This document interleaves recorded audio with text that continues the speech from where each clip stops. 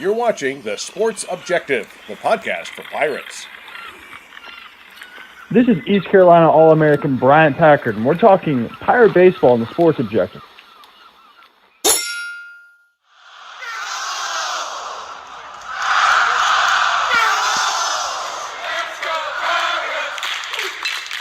You are listening to Extra Innings, presented by Next Level Training Center on The Sports Objective. Join us every Sunday night on Facebook Live and our YouTube channel as we talk East Carolina baseball, as we look back at the previous week and take a look at what's ahead. Now, let's talk Pirate baseball. Welcome into Extra Innings, a very special edition here under the lights on Monday night. I'm Dave Richmond, along with my good friend Bubba, the stats guy Rosenbaum. How are you, sir?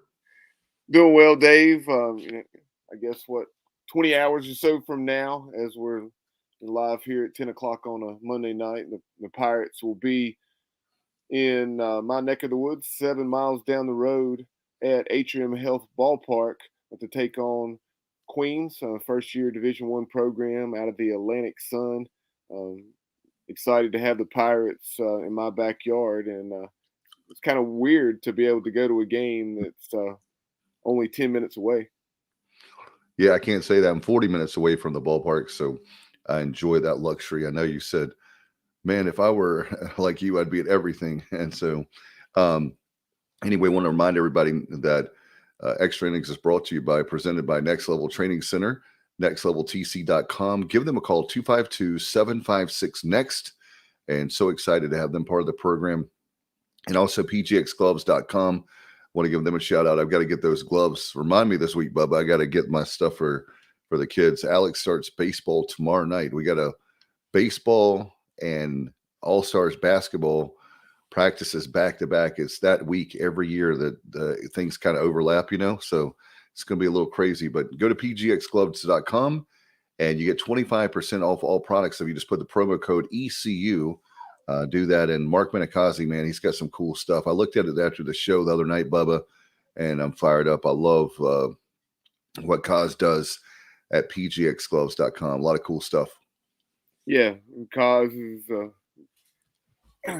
great dude. Appreciate his sponsorship of the program. Look forward to having him back on soon to talk about what he will be doing this year. He'll be managing once again in the independent baseball league. Same Right. league, different team, third team in as many years. Was with the West Virginia Power, then is with the Kentucky Health Genomes there in Lexington, Kentucky. And now I want to say we'll be up in the Maryland, in that general region. I'm trying to remember which town, but we'll have him back on the show to talk about that. But moving on, getting down to business with the Pirates. Oh, yeah. A mixed bag for the Pirates this week. Midweek game, not a whole lot to be excited about. 9-0 shutout loss at Duke, just the second time in 24 meetings that the Pirates had lost to the Blue Devils. And really one of the few bright spots in that game was the start of Zach Root. Zach allowed just one hit in 3 shutout innings. He threw, I want to say, right around 55 pitches. Like Coach Godwin said after the game, even though he did not allow a run and just surrendered one hit, wasn't as sharp as they would have liked for him to be, but found a way to get it done in spite of not having his best stuff. And the Pirates were no hit in that game up until about the 6th or 7th inning, Yeah. and then finished with just 3 hits, and all of those. Well, I take that back. One was for extra bases. Cam Murphy, UNC Wilmington transfer, who also had spent time at Brunswick Community College. And so Murph, he had a double late in the game, but other than that, it was Tough night. pretty dark night. And Coach Godwin said that was a pretty miserable ride home from the DBAP. And as you would have expected, on Friday, the Pirates came out against a what I think will probably prove to be a pretty solid Indiana club, and they jumped on them from the first pitch and took down the Hoosiers 17-4. Got another excellent start from Treya Savage. Oh yeah. And how about the lineup change? And we had speculated, we thought we might see Luke Nowak moved into that leadoff role, and JC moved into the 3-hole sooner rather than later, and that was the case. And it paid off in a big way in that game. I think each of those gentlemen had 3 hits in their new roles, and obviously we'll see how it goes over the long haul. But Luke Nowak did exactly what he had been doing and what I thought he would do in that leadoff spot. Yeah. And one of the things I was thinking about, Bubba, this weekend is when I found that out is that teams are, I know this is stating the obvious, but teams are finding themselves who they are. Their identity is something you always hear about. And, Coach talked about it. He said that JC just didn't feel very comfortable being the leadoff batter, and that's okay. And so what they did was they moved him to the 3 spot. And I think the 3-hole, I think that's good because you get Nowak on, Starling on, Jenkins Coward on, and then you have Wilcoxon at the cleanup spot, right? You do, and talking about Justin Wilcoxon, it was nice to see him after that unbelievable opening weekend where he went 10 for 14. He'd had some struggles over the last couple weeks, but he had a solid Keith LeClair Classic, and we'll talk more about that. But in that game against Indiana, as I mentioned, the Pirates were 17-4 victors. I certainly expected us to bounce back, but I didn't necessarily expect us to win the way we did because Indiana, although they came in with 500 record at 4-4, they had been very competitive in their season opening series down at Auburn and also against Texas. They were 2-4 in those series. But I want to say that all but one of those games had been competitive. They'd given the Longhorns as well as the Tigers everything they had wanted, and then some. The Pirates in that game against the Hoosiers, they scored in 6 out of the 8 innings and put up crooked numbers in the 2nd, 4th, 5th, and 8th innings, including those 5 spots in the 5th and 8th. But like I mentioned a couple minutes ago, just really jumped on them from the first pitch and seized control of the game, and 3-0 after 2, and then 6-1 after 4, and really had it on cruise control for pretty much that entire game. Yeah, and I thought when the 3 opponents, when I saw that schedule, the lineup, and we had a chance to interview, you did a great job lining those up, the interviews with the coaches and all. But I felt like in SID with Indiana, the game that I was worried about the most was the Long Beach State game. We'll talk about that next. But the Indiana game and the Georgetown game, I wasn't too concerned. I mean, I know that the Georgetown game, as we'll talk about yesterday, was closer at times there until they blew to the 8th inning. But as far as the Indiana game, I was really pleased. I thought that the Pirates did exactly what you would expect them to do. I don't think Indiana's a bad program, but you're playing at home. You're playing in the Keith LeClair Classic. Nice job, by the way. I want to give a shout out for not only the unis, but this year the hats with 23 on it. Really like that a lot. And just a great weekend overall. Great to have the LeClairs here. I know one of my best friends, he got his master's degree at ECU, and he said this, by the way, Bubba. He said that on Facebook, he said that Clark LeClair is the best college atmosphere in baseball. And it's hard to argue with that because you go to other places, and I know we'll be talking and previewing a little bit later on Tuesday night, tomorrow night's game there at Atrium Ballpark. But for the Cannonballers there at Kannapolis, but it's a nice minor league park. But as far as college baseball is concerned, man, Clark LeClair is awesome. Yeah, unbelievable atmosphere, as we all know. But some numbers from this game. 16 hits for East Carolina, and you had Luke Nowak 3 for 3. Also had 2 walks, so he reached base all 5 of his plate appearances. You had Jacob Starling 2 for 4 with 6 RBI. You had JC um, in the 3 hole, 3 for 6, 3 RBI. Justin Wilcoxon 1 for 3 with 3 runs batted in. Just you look up and down the lineup, I think we had in that game at least 4, if not 5 guys with multi-hit games, and you had I think something like 8 extra base hits, including 3 home runs. So he had the bombs by Starling, JC, and also Wilcoxon.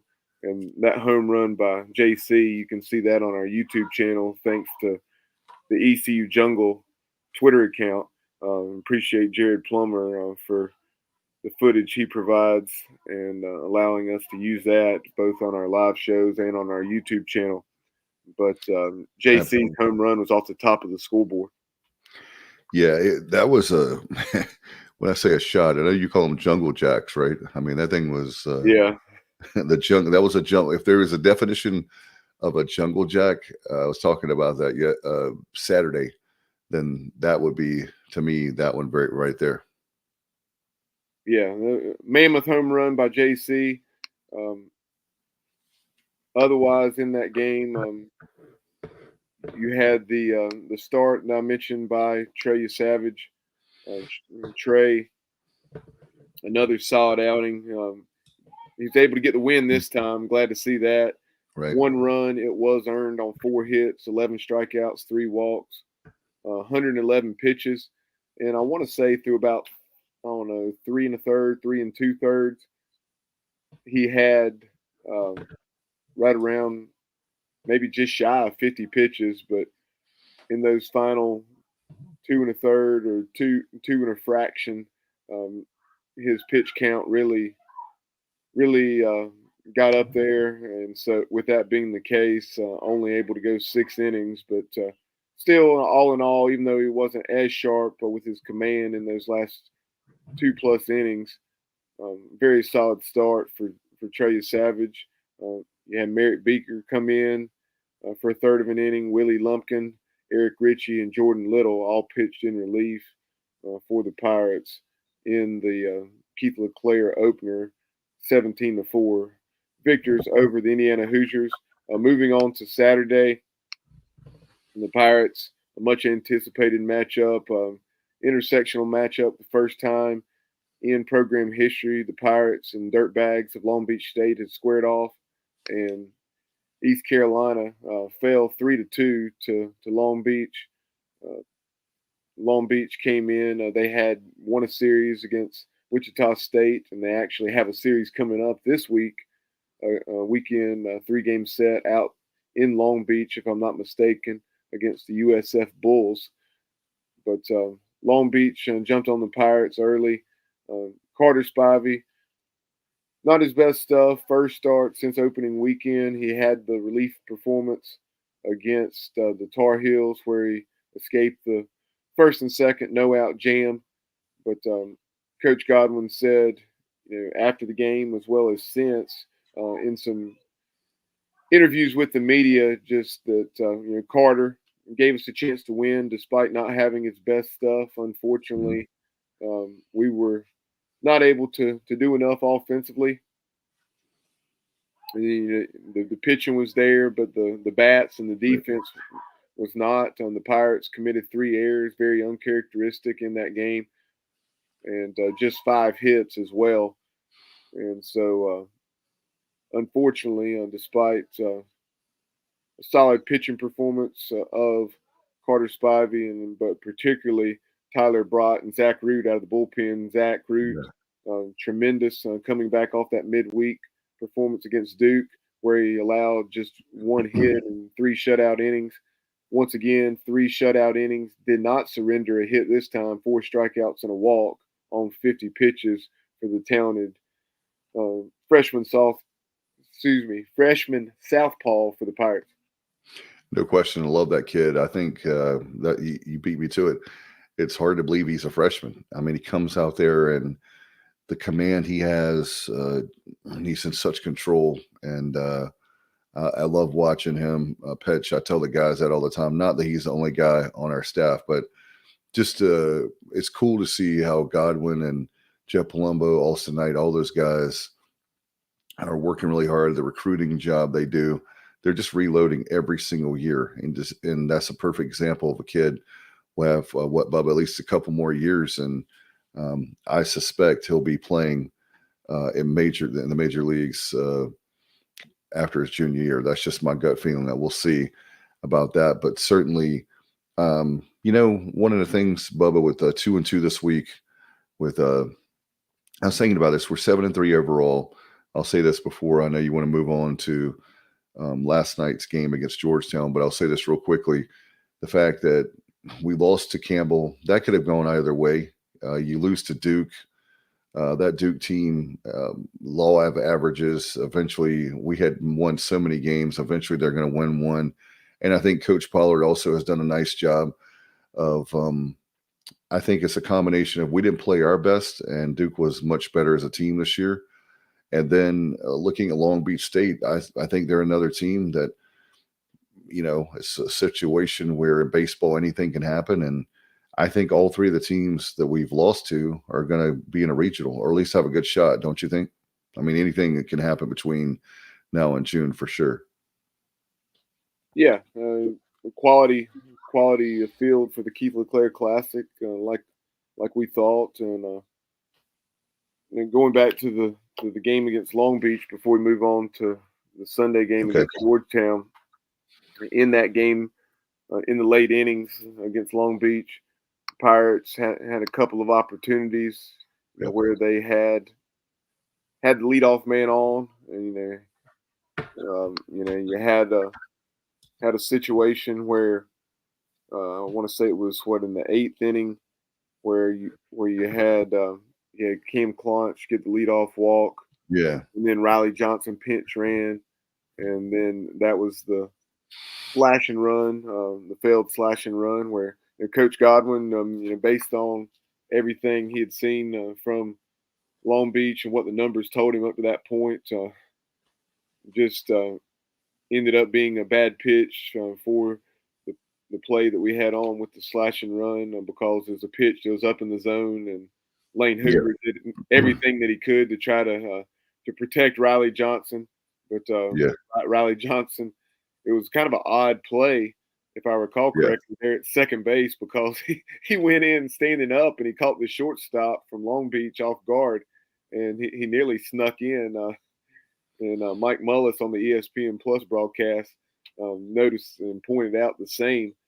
And then in the, I guess, Pirates went quietly in the bottom of the 9th, but in that bottom of the 7th, the Pirates had the leadoff single, infield single by Luke Nowak, and then he also had a 1-out single by Jenkins Cowart, but that 1-out, the 2-out single by Jenkins Cowart, but that came right after Jacob Starling. It was a strike him out, throw him out situation, and Nowak very surprisingly got caught stealing. Excellent throw by the dirtbag catcher. So Pirates had some opportunities late, but just unable to execute. And hats off to Long Beach State on doing what they needed to do and came into a hostile environment. A little over 4,700 in attendance, and crowd got into it there late when the Pirates were attempting to rally from that 3-0 deficit. And just unable to do so. Yeah, you tip your hat to Long Beach State and you move on to Sunday and Sunday afternoon. Of course, you have Georgetown, and I thought that we were going to score more runs early on, but I was wrong. But it ended up being exactly pretty much the outcome I thought of the game.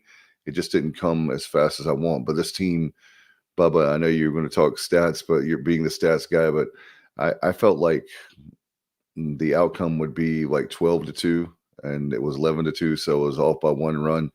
But the Pirates get a victory, and I know that ultimately this team, what's great is you just have a feeling they're going to have that huge inning that they need to really get the team going, and that's what they did. Yeah, and to be quite honest with you, I really was not all that shocked that that was a competitive game going into the middle and late innings, Mm-hmm.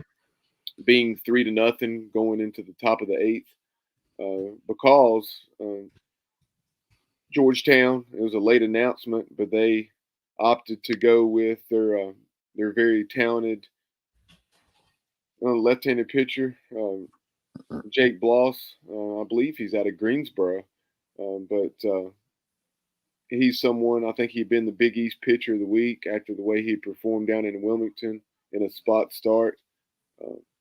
And not surprising that Coach Edwin Thompson, the head coach of the Georgetown Hoyas, opted to go to Bloss.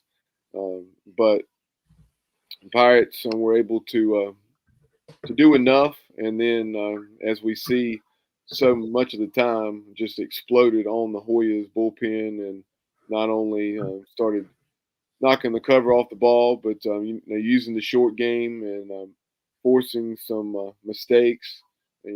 Making Georgetown make some plays that they were or giving them the opportunity to have to make some routine plays or and those sorts of things, and they were unable to do so. Threw the ball around a little bit, and like Coach O mentioned on the radio broadcast, um, came unraveled there in the bottom of the eighth inning. But hats off to the Pirates after the Hoyas had sliced the deficit from 3-1 in the top of the eighth, responding, putting up that snowman, and then you had the big grand slam. Looked like it might be a warning track fly out, but the wind was blowing out in right field. And Josh Moylan, 5-hit weekend for Josh, and he was certainly one of our candidates for our PGXGloves.com Player of the Week, which we'll name here shortly. But right now, let's take a look at that footage for our viewers here on Facebook and YouTube Live of Josh Moylan's grand slam against Georgetown on Sunday. Oh, nope. That stays in. Yeah! Woo!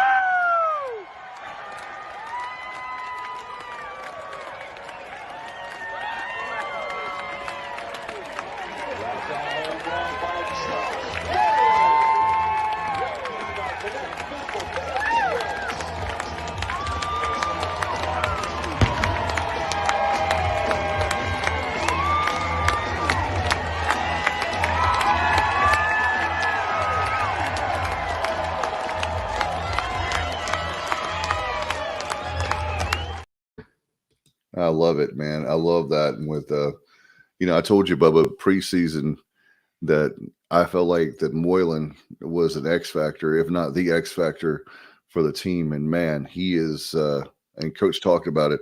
He's been seeing stuff, but really this weekend, he really came out. Yeah, 5 hits in the Keith LeClair Classic for Josh Moylan. He hit for the series cycle. Obviously got the home run there, the grand slam against Georgetown. But heck of a weekend for Josh, and it was great to see him have that type of success because if we're going to accomplish what we want to accomplish this year, then he's going to need to be a key cog. And it's nice to see after the Pirates were ahead just 3-2, respond in such a big way there in the bottom of the eighth. And then for the weekend, you had Jacob Starling. And then in addition to Jacob and Josh Moylan, you also had JC as our other candidate, JC, had a heck of a weekend. I want to say something like 5 hits, 3 for 6 with 3 RBI against Indiana.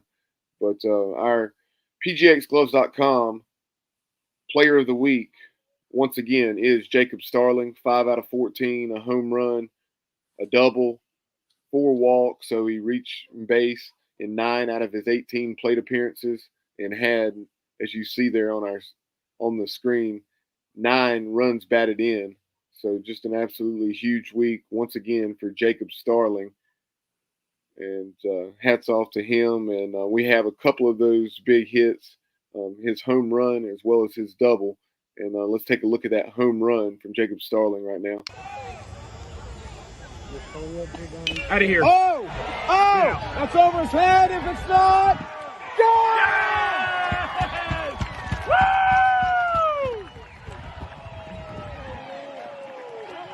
Woo! Hell yeah, he did. Yeah, Cam. Pirates hit a home run.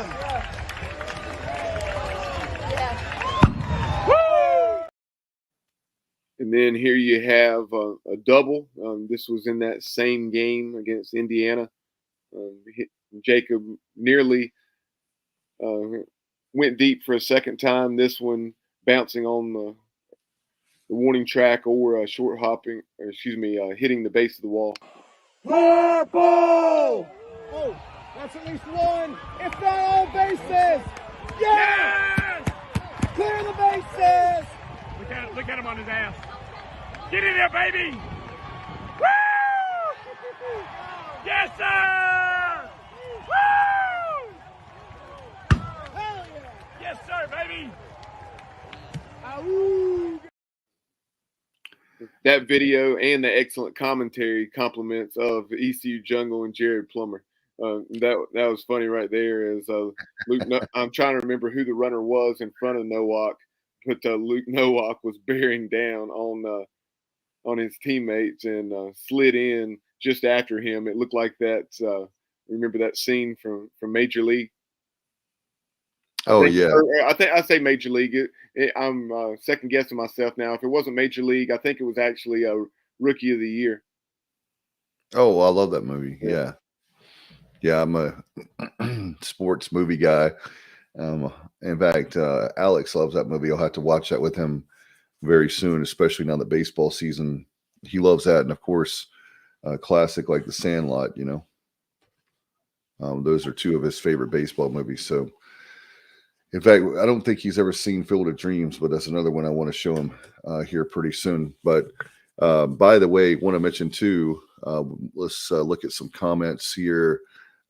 Pirates are 12th in D1 baseball. I know, Bubba, you put that stat up for this week for where they're ranked, just in case some people don't care, but I do. 16th in Baseball America, 19th in collegiate baseball, and 21st in perfect games. So kind of a hodgepodge of 12th to 21st, but the most important thing is we're ranked and that we've got a great program. And I know that Johnny Robertson had some comments, some stats. We can get to him, and then we have another question you had. I know we'll do JR first. It seemed that all 3 teams threw their Friday starter against the Pirates. Long Beach State used 3 lefties in a row over the first 7 innings. I think that may be a future trend. I hadn't thought about that. You're exactly right. And JR said Justin Wilcoxon tribute stat. Last season, the Pirate opponents were 19 of 21 in stolen base attempts. This season, they are only 4 of 7. They're not even trying to test him. And of course, he's talking about 10 games. We're basically at 10 games now at 7-3. And that was from 10 games last year versus 10 games this year. So JR, Johnny, you're the best. Appreciate that very much, because that's very true. Wilcoxon has really stepped up. And Bubba, another bright spot, a kid who's been in the program. And, we always talk about these players that maybe not getting their way or their playing time, whatever. And I know Coach has talked about, he's worked his butt off, and here he is with his great opportunity, and he's taking advantage of it. Yeah, it's great to see J-Dub having the season he's having. I know you'd like to have been excuse me, a little more consistent at the plate. But I think, like Coach Godwin said, he was just pressing a bit, and maybe just trying a bit too hard. Right. That's over understandable. the last several games prior to the Keith LeClair Classic, but it's nice to see him swinging the bat well and doing what we've seen so frequently from him in the past. But Dave, actually, before we move on and talk about what lies ahead this week for the Pirates with the 5-game week, You read my mind. the game against Queens and Kannapolis at the Kannapolis Cannonballers Stadium, Atrium Health Ballpark, then a trip to Elon on Wednesday, and then a 3-game series at Clark LeClair against the very talented Liberty Flames this weekend. Before we discuss that, let's go to the post-game comments from after Sunday's 11-2 win over the Georgetown Hoyas. And here's those remarks from East Carolina's ninth-year head coach, Cliff Godwin. Just how good was it to bounce back and win today? Yeah, it's always good to win, and that's the thing this team's done. Anytime we've lost this year, we've bounced back and played well. Georgetown's a good team. Their starting pitcher been throwing the ball 95, 96 miles an hour with some good off-speed stuff. Our guys battled. We were able to get 3 runs, but you guys know 3 runs isn't enough for college baseball wins, and our guys battled. I thought Rose was outstanding. Shinkman was outstanding. Brott didn't have his best stuff, but Willie picked us up, and then the offense put together a really, really nice inning. A lot of tough at-bats. Mullen got a big swing off, but even Riley Johnson off the bench having a big hit. How nice is it to see this collection of starting pitching just put together a weekend like they did this weekend? Yeah, it's good. Groves has always had really good stuff, and that's probably one of his longest outings of his career. I don't know how many strikeouts he had, but he had really good stuff today.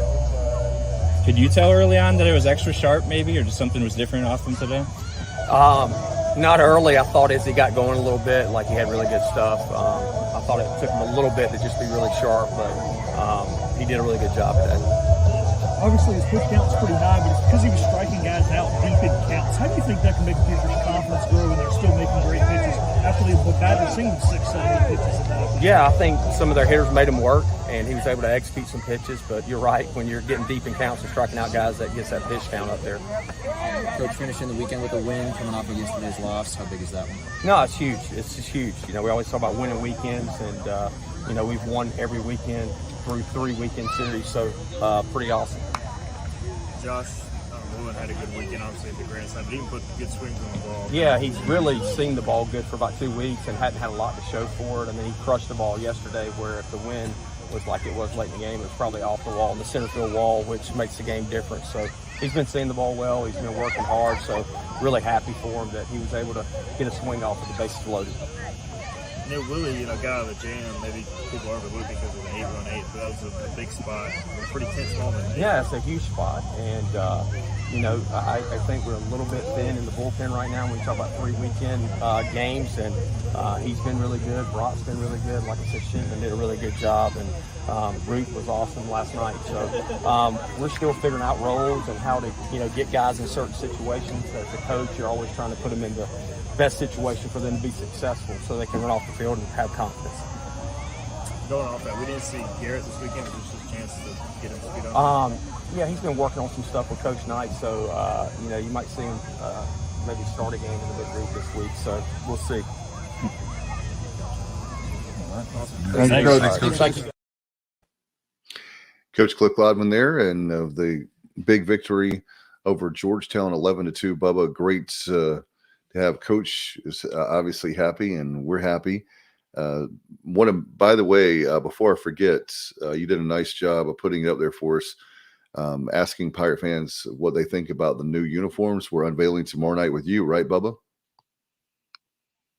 Yeah, and those new powder purple, as Clip Brock as well as Coach Godwin dubbed them, with the throwback Script Pirates logo in deep purple across the chest, and then I believe the Skull and Bones logo on the sleeve.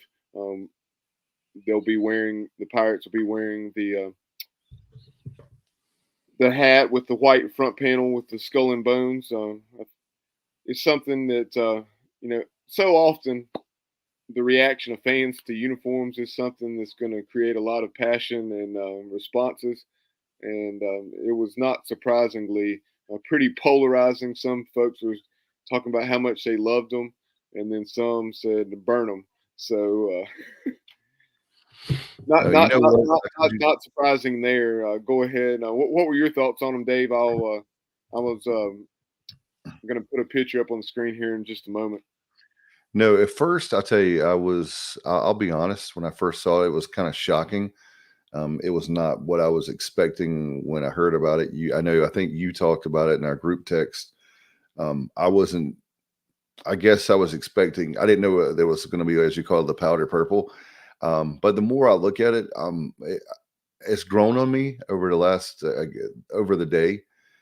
Today being Monday and tomorrow. And ultimately, all I care about is I want our Pirates to win. So whatever color they have on, I know we were talking about purple, and there can be other colors we will never see on our Pirates. But ultimately, I want to win. If those uniforms, if they win a whole bunch of times, then so be it. But as Coach Godwin would tell you, the uniforms is not the reason why we win or lose.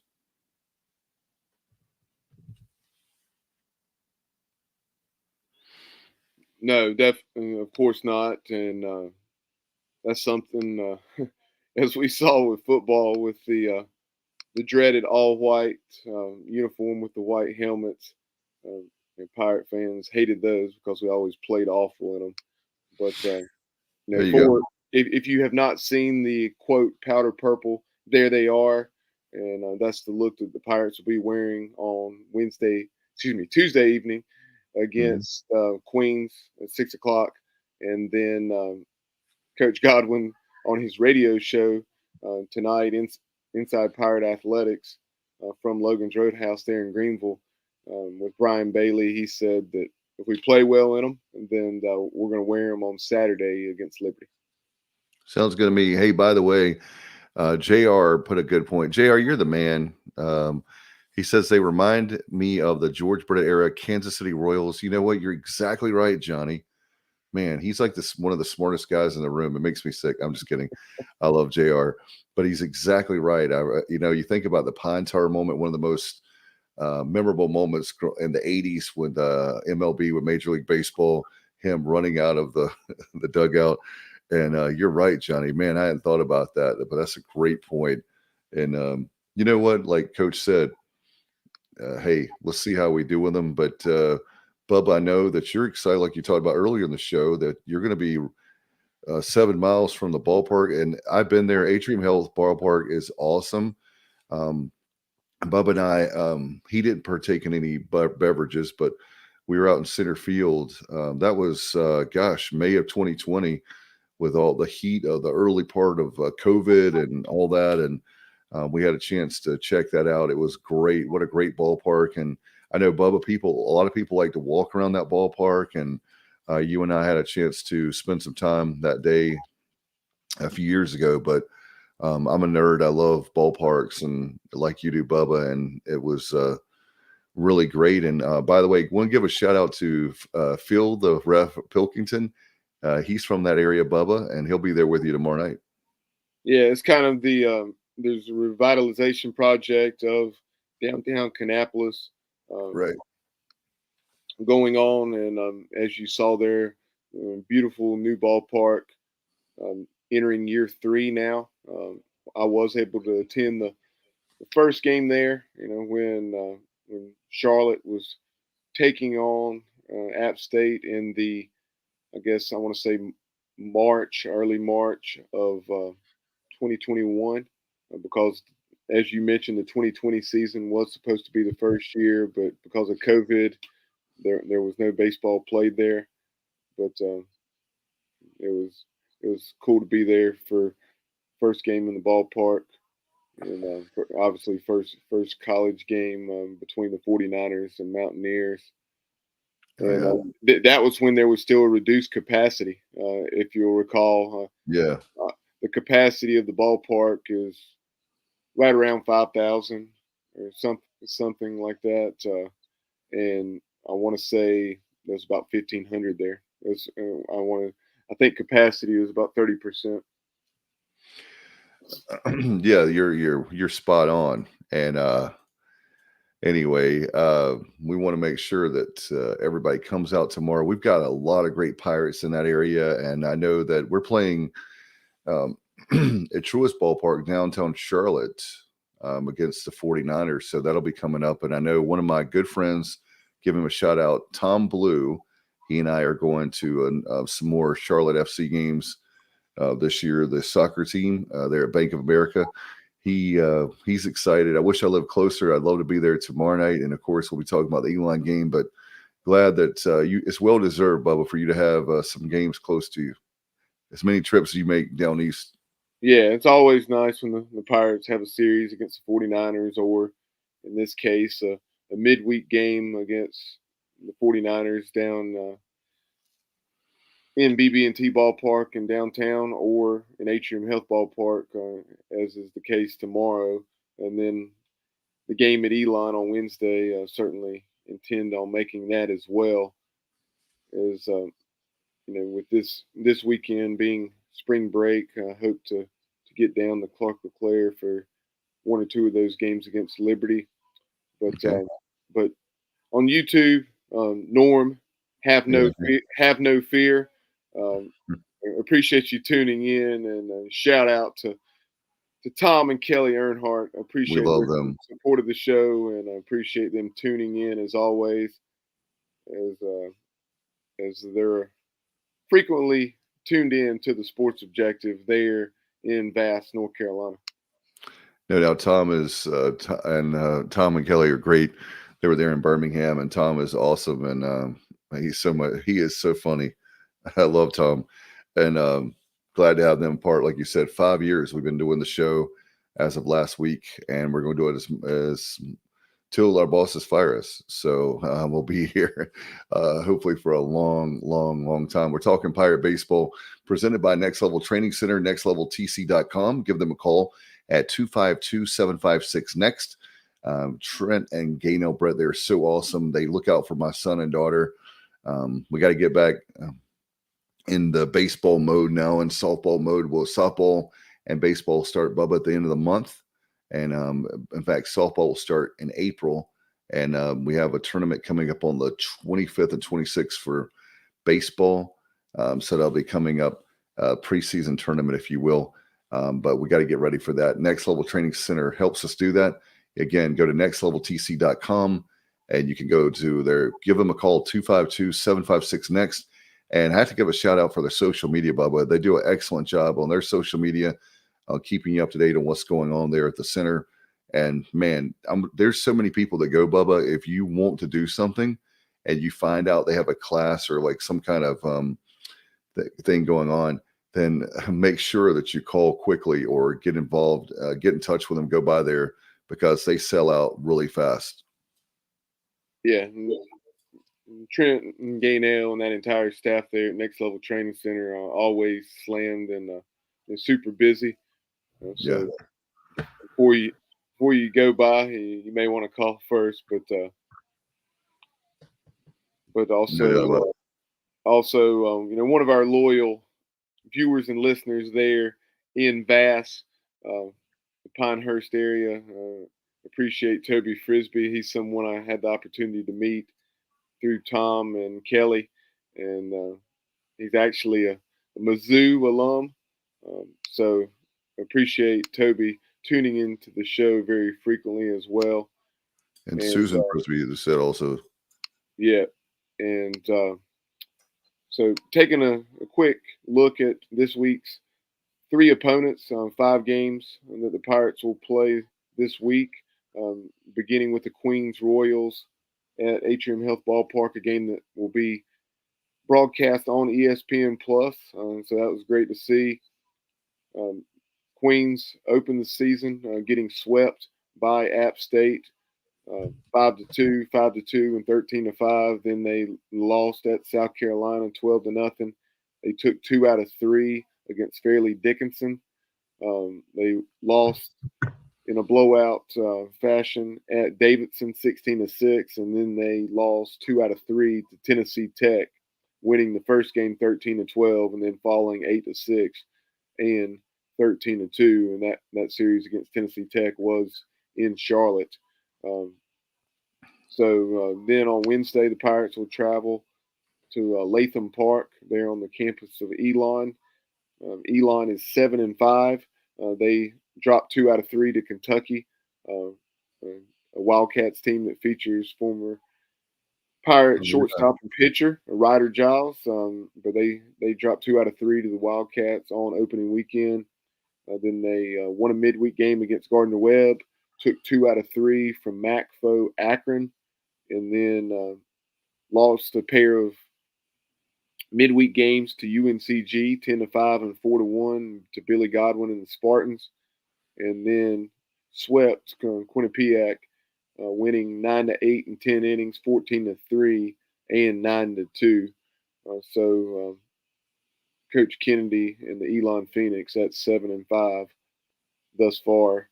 And then this weekend, the Pirates will have Scott Jackson and the Liberty Flames coming to town.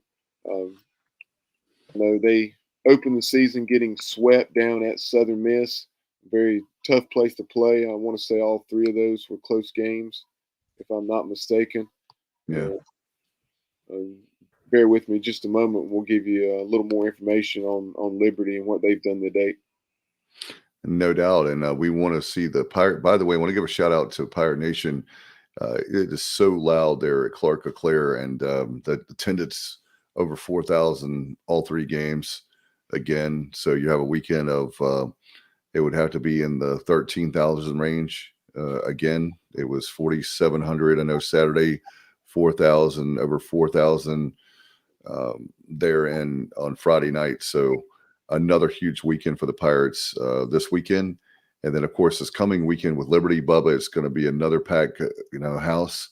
Make sure that you get your tickets. And let's, if you can't make the games, they give your tickets away to maybe some new fans that have never been, or maybe some the old faithful who don't always get a chance to go. Maybe they're working 2 or 3 jobs, or the military. Yeah. If you were one of those buyers of season tickets but unable to use them, definitely, as I'm sure most folks do, try to unload them so we can put some folks in the seats. But as far as Liberty, 2 of those 3 games, as I mentioned, down in Hattiesburg were competitive, 3-0 and 2-1, and then they lost the series finale 7-2. They bounced back with a midweek win over Duke, then took 2 out of 3 from Winthrop, won a midweek game against Longwood, and then took 2 out of 3 from Bryant. We know what Bryant's capable of, but they defeated Bryant 10-3, 10-3 before losing the series finale 8-2 there in Lynchburg. No doubt about it. And that's not an easy opponent. So Coach Godwin's done a nice job, as he does every year, with the strength of schedule, and having 5 games, not easy, but this prepares the team for what you're playing for, the regional, super regional in Omaha. And I'm ready for it. And I know with Bubba, with that ballpark, and you said 5,000. Do you have any idea of what the tickets are available for tomorrow night's game, being Tuesday with Queens? I'm going to be purchasing my tickets tomorrow, but did take a quick look online. It does seem like most of the tickets from dugout to dugout, and from just beyond each dugout, not all are sold, but a high percentage of those have been sold. So I think it'll be a very respectable midweek crowd. We shall see, but it won't surprise me. Yeah, and I think back to not only that App State Charlotte game, but I've also been to, I want to say, another college game there. I honestly am trying to remember which it was, but the area, it's a little bit different. Not as much going on as Charlotte, obviously. So right. The locals, more apt to come out and support an event like that. And when it's been marketed, the college series, they've been hammering social media with it. Because on Wednesday, after the Pirates and Queens square off. Tomorrow you have Charlotte and UNC Wilmington on Wednesday at 6 o'clock. And then a week or two ago, they had a D3 showcase there. And then I want to say here in the next week or few, they have a D2 game or two there. And then I know Davidson has played there in the past, a game or two, maybe both in the spring and fall seasons. So I think with the Pirates having such a strong alumni base in Charlotte and Western North Carolina, that obviously some Queens folks, but then also the locals, it would not surprise me to see the ballpark half full or more than half full tomorrow night. And we'll have some video, probably a decent amount of video on our YouTube channel. So make sure you're subscribed, and whenever we upload that, you'll be notified on your device if you're a subscriber and have clicked notifications all. No doubt about it. It's going to be a great game. And by the way, we have is that Sirwan Schwartz? That was who was giving the shout out to Toby and Susan Frisbee. And then he's asking, how are you guys feeling about our pitching staff thus far? Hey, overall, I'm happy with the pitching staff. I think people may be concerned about maybe the Duke performance or whatever, but overall, 7-3 out of the first 10 games. We look a lot stronger than we did last year, and we're very close to Omaha. So this team is really deep. It's loaded. They're together. I think just watching them, they seem to be very focused, very driven, hungry, all that kind of thing. So I think, Bubba, what do you think? Yeah, you feel good about where we are. I mean, you're going to lose some baseball games. I mean, you look at the best seasons in our history. We still lost anywhere from like 13 to right around 20 ball games. So, I mean, you're going to lose some games. That's just the nature of baseball. And the biggest thing is we just want to as Cliff Godwin would say, be the best version of ourselves we can be. And if we be where our feet are, all those Godwin cliches. 1% better. Yeah, 1% better. And those are cliches for a reason. I mean, that's what you hear people all the time say, well, not to sound cliche. Well, I mean, those cliches exist because they're true. So hopefully we'll come out, take care of business tomorrow as we should against Queens. I know I ran through some of the results, didn't give all those scores, but they have absolutely been giving up a ton of runs. I want to say that they're allowing at least like 10 or 11 runs, if not more, per ball game. So we need to come out, do what we did against Indiana. Queens is not the caliber of opponent of Indiana, but if we don't play the way we can play, we're certainly at risk of getting beat. Need to come out and really foot on the gas early and get a nice lead, and then be able to Johnny Holstaff it if that's what we choose to do. Yeah. I know Garrett Saylor will be getting the ball. Garrett, he had battled some sickness, had lost 10 or 15 pounds, hadn't pitched his best. He'd been working with pitching coach Austin Knight to fine-tune some things with his mechanics and so forth. And hopefully Garrett will come out and have a quality start, give us 3 or 4 innings, whatever they're looking for from Garrett tomorrow.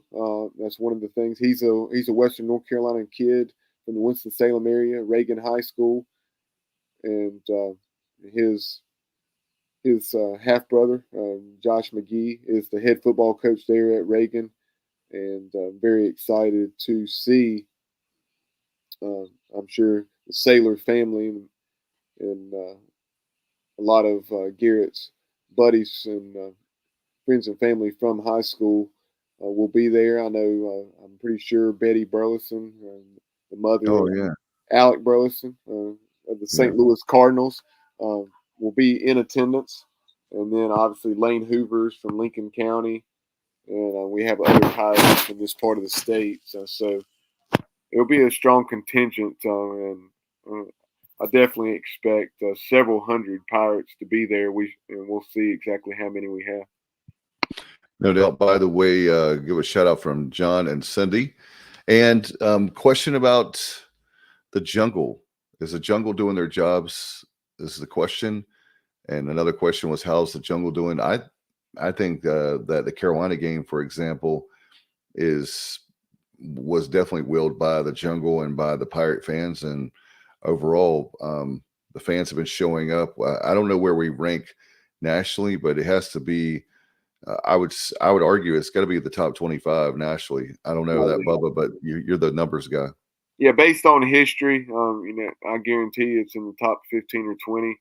And to date, we've drawn better than we have in the past. So it's very possible that we may have, crept up toward that top 10 in the attendance rankings. I'll see if we can locate that before this week's show on Sunday night. Okay. But yeah, as far as that question of how the jungle is doing or performing to date, if you will, I think it's been awesome. Coach Godwin on his radio show tonight was saying, East Carolina fans are always excited about baseball, but this year, before that opening series against George Washington, things were even more heightened and hyped up than usual. He said, just driving around town, it was very apparent that the Pirates were about to play their first baseball game with everything you saw going on with people wearing their Pirate baseball gear and the tailgating, so on and so forth.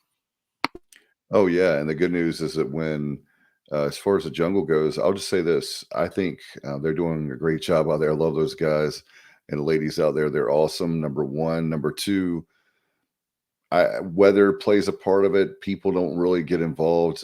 Some of the folks, not the people who probably watch this show or listen to the show. We have a lot of hardcore fans, but there's some fans that they don't get into baseball until the weather is a little bit better. I mean, you couldn't argue with the weather this past weekend, man. It was nice overall. But sometimes the February baseball is not as conducive to getting people out as you want. But overall, Bubba, I think that's what the key is. You'll start to see more college kids come out, and more people will come out in the next month. Yeah, it's only going to get better as the season goes on and the temperatures get better and it's more consistently warm. But you couldn't have asked for much better weather on the first weekend of March, compared to what we had for the Keith LeClair Classic. Hate that I was unable to make it. We missed you. And the wall missed you behind. Hey, yeah. Bubba, that wall missed you behind home plate. Yeah. But I plan to see. I'll see my share of games this week, and then over the next 2 or 3 weeks, with it being our spring break, and definitely we'll get to one, if not both of those series beginning this weekend with the Liberty Flames, and then I think the following weekend it is Missouri State, a very proud program. It's been to Super Regionals and won the Clark LeClair before. I want to say for the Keith LeClair Classic. Yeah, and don't forget Wilmington's next week, and William and Mary will be. Wilmington's at away, and then you have William and Mary Wednesday, and then, like you said, Missouri State. So it's going to be great. And question about the pitch clock and how they're forcing it. Pitch clock is what it is. I don't think it's been. I was concerned about it, Bubba. I don't want to dwell on it because we're running out of time. But for me personally, I don't think it's been as big as a deal as I thought it was going to be, and I hope that I can keep saying that. But, as the coach from Georgetown, Edwin Thompson, said on our show, when I asked him about it towards the end of our interview, he was talking about, well, we had it last year, and it's a great point. We had it last year, and I don't think it's made a difference in any of our games. So to me, it's been a non-factor. How about you, Bubba? I agree. Coach Godwin, he was asked by Brian Bailey about that on Inside Pirate Athletics, Inside ECU Athletics on Monday night at Logan's, and Coach just said that he was very pleased with the way our pitching staff's handling it. They're accustomed to working quickly and efficiently anyway, because they want to keep the defense on its toes and not on their heels because they're taking a long time to deliver pitches. So it's really not that much of an issue. I do know that in a spring training game I saw on social media, it was a game that I think the Braves and the Red Sox, right? It's gonna. I believe that's right because it was Clip Brock of Pirate Radio was talking about it, and Clip's a big Braves fan as well. Oh yeah. So that probably is right, but I think the game was going to end in a tie anyway. But the game did not end. I say anyway, the game was going to end in a tie. They weren't going to play on due to it being spring training, but it was just ridiculous to see a pitch clock violation there that would have cost a team a game. And I know the Braves manager was talking about it after the game, just saying that I don't think, and he said, I know this is not the intent of this rule, so it's going to be interesting to see how it's applied moving forward. Yeah, I'll say this and we'll move on because, again, we're a little bit over an hour now. We want to get out of here because it's after 11 Eastern. But when we're doing the show live, but the fact of the matter is, Bubba, with people want the game, you know, they said they want the game shorter, right? Okay, if you're watching baseball, most likely, you know, there's sometimes when it's ridiculous with how long people take the pitch. I agree with that. But to try to come up with a gimmick to make the game more attractive, I think what it comes down to, and I promise we'll move on, is Major League Baseball does a horrible job of promoting its stars, and that's the issue. The game itself, they are improving the time, you know, where they're not spending an hour on, you know, taking an hour per pitch, or I'm being obviously sarcastic, but it's just one of those things where with a pitch clock, I hope that it's not like a big game to decide who's going to be in the playoffs and not in the playoffs, or a playoff game when you have the divisional rounds, or how about if it's a play-in game, one of those wild card games to decide something like that. Unfortunately, is going to happen for them to fix the rule. But anyway, let's move on. I know you want to talk about softball. Really proud of Shane Winkler, the great job he's doing. I know you did an excellent job with sitting down with him with a one-on-one preseason interview with him, and Bubba, again, really proud of him taking over the program. And the Lady Pirates, the softball team, they are really buying in and playing for him. Yeah, shout out to them for their 16-5 start. They've done a good job of taking care of business against the teams that they seemingly should beat. You know, from the outside looking in, obviously they want to do everything they can to win every game they play. But 16-5 start, I'd say at least 4 out of their 5 losses came to teams that are right now better than us. Just being honest, I mean, right? They're Virginia Tech Hokies, who were a super regional team and a game away from Oklahoma City a season ago. And one of those 2 losses against the Hokies was fairly competitive, and the other was not, a 5-inning loss. And then this weekend, the Pirates went 3-2, 3 one-run victories, a couple against Monmouth, 1 against St. Joe's, and then a couple of lopsided losses, or fairly lopsided losses, one in particular to the Maryland Terrapins. Maryland's 15-4. They had defeated at least 2, maybe 3 ranked teams. They had beaten the Oregon Ducks, who were ranked 22nd, and also they put a whipping. I want to say it was 11-3 or 11-6 on number 3 Oklahoma State. So very tall task against the Maryland Terrapins, so much like Virginia Tech, and I want to say lost 5-0 and 12-2 in those games. But the Pirates 16-5 already. I want to say we won 20 or 21 a season ago, so we're not far from matching and surpassing our 2022 win total. Yeah, again, thank you, Shane. Thanks, Coach Winkler, for coming to East Carolina. Great job by the administration by hiring him. And Bubba, I know that with softball, I believe there's another. They have another weekend, don't they? Coming up with. I know we had taking a look at this week's schedule. You have the Purple and Gold Invitational. Right. That is Saturday and Sunday. Pirates will play 4 games. 2 against UMass and 2 against Norfolk State. Saturday at noon against UMass, 2:30 against Norfolk State, and then on Sunday, 12:30 against UMass, 3 against Norfolk State. All 4 of those games are available online. Saturday, both will be on ESPN Plus, and then Sunday, both will be available on ECUPirates.com. So definitely check out them. Hopefully we can take care of business in those and get to 20-5 on the season. And I know you were talking softball, but let's give a shout out to Amanda Moore and the lacrosse coaches and the players. They're off to a 6-1 start, so I want to give them a shout out. I know they're doing very well. Proud of them, and maybe we can have her on the show here pretty soon. We try to get as many coaches on as we can. Yeah, very quickly. They've been largely dominant in their victories. They started the season with a 15-5 win over Radford. Then their only loss came to Navy, who's a team that's receiving votes in the top 25 polls. The Middies beat us 15-14.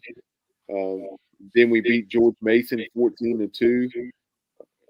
We beat Campbell 20-8. We won 11-9 at Queens, 18-5 at Furman, and 15-4 at Wofford. And they will return to action on Sunday when they will be in Elon taking on the Phoenix at 1:00. Yep, and then they'll have that one, and then so about a week they'll have at Old Dominion, so in Norfolk. So all our folks that are in the Tidewater area, and you can go over there and support our Pirates, no doubt about it. And Bub, I know we've got some great content coming up, and we'll get out of here. Yeah, if you missed Absolute Empowerment tonight, as always, Monday at 7:00 is when you can hear from former East Carolina strength and conditioning coach and strength and conditioning Hall of Famer Jeff Connors. Coach Connors called up and gave you feedback from him. Hey there. All right. So I'm getting a ton of feedback on my end, but Coach Connors caught up with Dr. Pat Ivey from the University of Louisville. He's an associate AD, former strength and conditioning coach, and now he is, like I said, an associate AD for student athletes health and performance. Yeah, and by the way, before we forget, Bub, I want to mention for our good friend, she's been great to us for the last 4 seasons. How about head coach of the Lady Pirates for ECU women's basketball, Kim McNeil, the American Coach of the Year, as you remember. They finished, preseason, they were picked dead last. And I believe, are they second, Bubba? Although second or third in the conference off the top of my head. But they have made a huge improvement here this year, and really proud of what they've accomplished with women's basketball. Yeah, so many awards. Kim McNeil not only being named the AAC Coach of the Year after being preseason dead last and finishing third. 29 overall record. Then you had Danae McNeil as one of the defensive player of the year in the conference. You had Amayam, aka Mama Joyner. She was the newcomer or rookie of the year in the conference, freshman of the year. However, the conference has titled that. Third, and she made third team all AAC. And I believe Danae McNeil, was it first or second team? I believe you're correct. I feel certain with the type of year, not only defensively, but what she did scoring. I feel certain that she, at the very least, was second team, but probably first. So it was Ken McNeil and the ladies bringing home a lot of hardware from the league, and hopefully we have a lot more basketball to play. And you take a look at it; they are down in Texas at I believe also the Dickies Arena to play the conference tournament. Yes, that's correct. And the early part of the week is the ladies tournament, and the end of the week is the men's. And the number 3 seed Pirates will take on either number 11 Cincinnati or number 6 Tulane. I have not checked the result of that game today, but the Pirates will play either the Bearcats or the Green Wave on Tuesday at 9 o'clock. So when I get home from Atrium Health Ballpark, I'll be checking out the second half of the basketball game, hopefully, as the Pirates will be preparing to advance to the semis. No doubt it's going to be great. Good luck to not only Kim McNeil and the Lady Pirates, but also Mike Schwartz and the men. It's going to be a great week down in Fort Worth there at Dickies Arena. No doubt about it. Bubba, thank you so much, man. I know we got one more thing before we go. The PGX Pitcher of the Week, PGXGloves.com Pitcher of the Week. Yeah, Josh Groves, tremendous start for Josh against Georgetown. Went 5 hitless innings, did not allow a run, 10 strikeouts, 4 walks, needed 99 pitches. So like he mentioned in the post game, he would have preferred for his command to be a little bit better, but can't argue with 5 shutout hitless innings as Josh Groves earned his first victory of the season, improving to 1-0. And congratulations to him for being our PGXGloves.com Pitcher of the Week. And Dave, that's all I have. By the way, 10. Yeah, we'll go here. 10 strikeouts, and everybody gets a chicken leg if you take your ticket to KFC. So okay, I did not realize that. That's the baseball equivalent of the free tacos, like when the Pirates hit 75 points in basketball. Yeah. So if you're like Bubba and you have 4 tickets, you get 4 chicken legs. So, but anyway, we'll get out of here. Thank you so much for everybody, and I want to give a shout out again to Next Level Training Center. And I want to say hello to Trent and Gaynell Britt. Thank you so much for the support of the program, nextleveltc.com. Give them a call, 252-756-NEXT. And our good friend, of course, Mark Menikazi, and we'll have him on soon. And that's pgxgloves.com, 25% off. All you have to do is in the promo code, put ECU and that promo code, and you're going to get your nice swag. They've got great batting gloves for the kids for baseball, football. Certainly, if you're a golfer, they've got great golf gloves as well. All right. Thank you, Bubba, very much, as always, for doing a great job behind the scenes to get things ready for the show. Until next time, I'm Dave Richmond, and you've been watching and listening to The Sports Objective. Good night, everybody. Extra innings right here. Go Pirates. Hey, Pirate Nation. This is former East Carolina pitcher Davey Penny of the Keith LeClair class of 2003. Keep it tuned to The Sports Objective as you follow our Diamond Bucks on the road to Omaha, because y'all know we're going. That concludes this week's edition of Extra Innings, presented by Next Level Training Center on The Sports Objective. Join us next Sunday night as we will once again talk East Carolina Pirate baseball. Be sure to follow the show on social media at The Sports OBJ on Twitter, at The Sports Objective on Instagram. Like and follow our Facebook page and subscribe to our YouTube channel. Listen to the show pretty much anywhere podcasts are found. As always, we appreciate you tuning into the show. Go Pirates!